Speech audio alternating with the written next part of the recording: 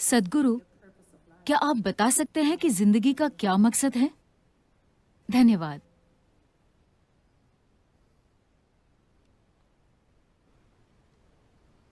क्या अच्छा नहीं है कि अगर कोई मकसद ना हो तो आपको कुछ भी पूरा नहीं करना, आप बस जी सकते हैं?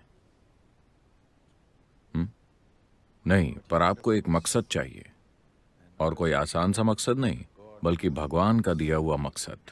ये बहुत खतरनाक है।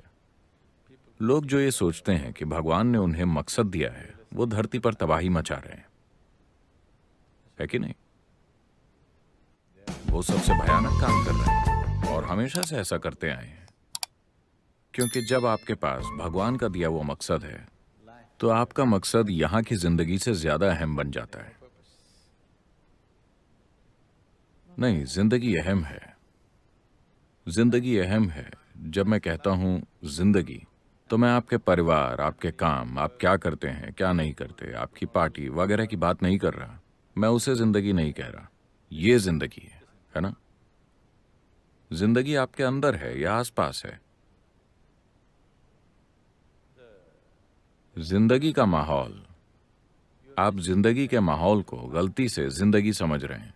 आपका घर, आपका परिवार, आपका ऑफिस, आपकी पार्टी, ये सब जिंदगी का माहौल है, जिंदगी नहीं है ना? हाँ या नहीं?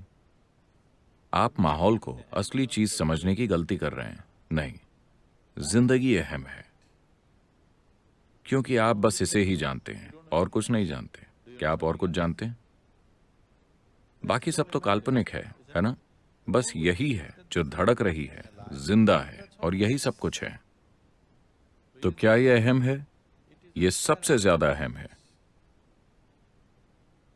आप एक व्यक्ति के रूप में नहीं, वो अहम नहीं है, लेकिन आप जीवन के एक हिस्से के रूप में, ये बहुत अहम है, क्योंकि वही हर चीज का आधार है। जब मैं कहता हूं कि वही हर चीज का आधार है, आपके लिए ब्रह्मांड का अस्तित्व है, क्योंकि आप हैं, है ना? हाँ या ना? आपके लिए दुनिया का अस्तित्व है क्योंकि आप हैं, वरना आपके अनुभव में इसका कोई अस्तित्व नहीं होता। इसीलिए हर तरह से ये अहम है। तो इसका क्या मकसद है?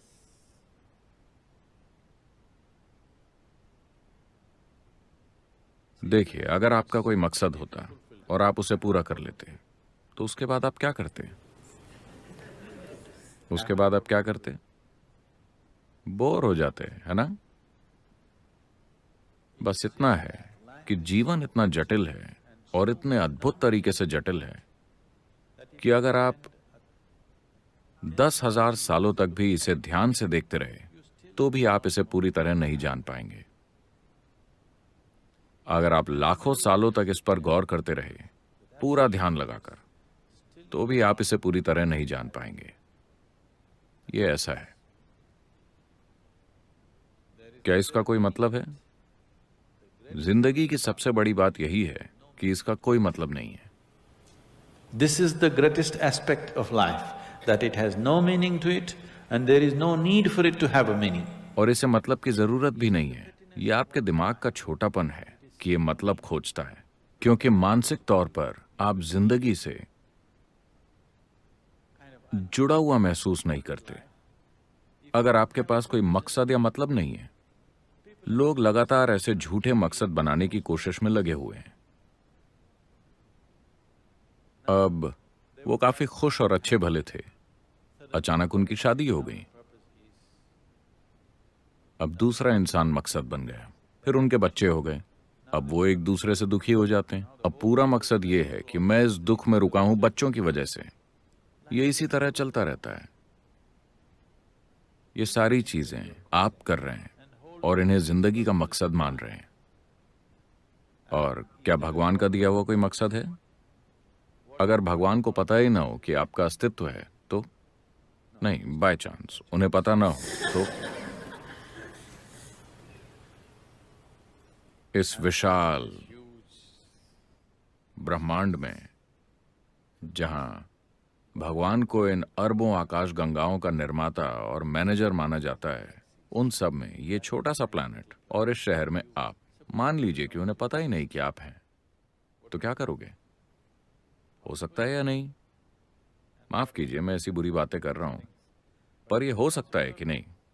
क्या होगा अगर उन्हें पता ही ना हो कि आपका अस्तित्व है? क्या होगा अगर आपके लिए उनके पास कोई प्लान ना हो? मान लीजिए कि उनके पास कोई प्लान नहीं है, आपके लिए खास प्लान। ऐसी चीजों में मत फंसिए।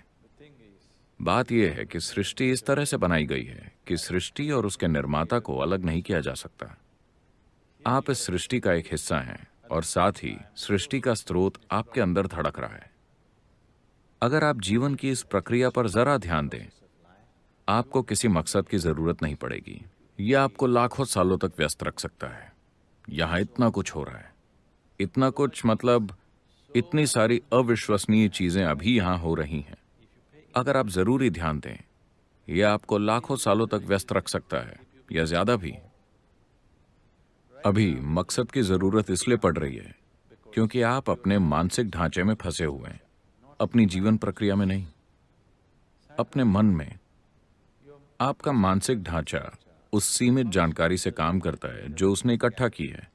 ये उसी के अंदर घूमता रहता है और अभी आपके विचार और भावनाएं आपकी जिंदगी से कहीं ज्यादा अहम हो गए हैं, है कि नहीं? तो इसी वजह से आप मकसद ढूंढ रहे हैं, इस जाल से बाहर निकलने के लिए जो आपने अपने लिए खुद बिछाया है।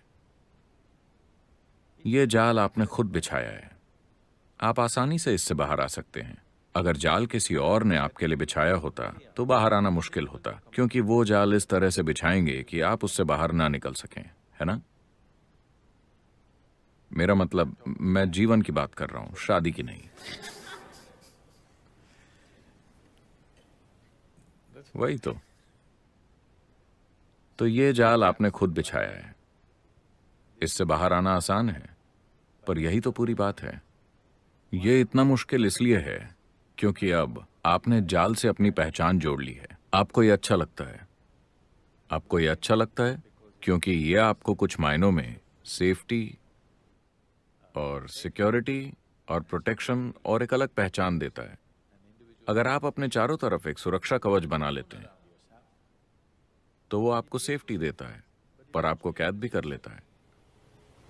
Walls of self-preservation are also walls of self-imprisonment. खुद को बचने के लिए बनाई गई दीवारें खुद को कैद करने वाली दीवारें भी हैं।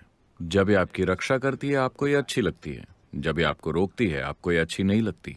इसीलिए घर में दरवाजे होते हैं। हमें दीवारें अच्छी लगती हैं क्योंकि ये हमें बचाती हैं, लेकिन दरवाजे भी होते हैं ताकि हम उन्हें खोल सकें और जब चाहे बाहर जा सकें। चाहे दीवारें कितनी भी अच्छी हों, हम फिर भी बाहर निकलना चाहते हैं, है ना? तो ऐसा आपके बिछाए हर जाल के साथ है। चाहे वो कितना भी अच्छा हो, आप फिर भी बाहर निकलना चाहते हैं।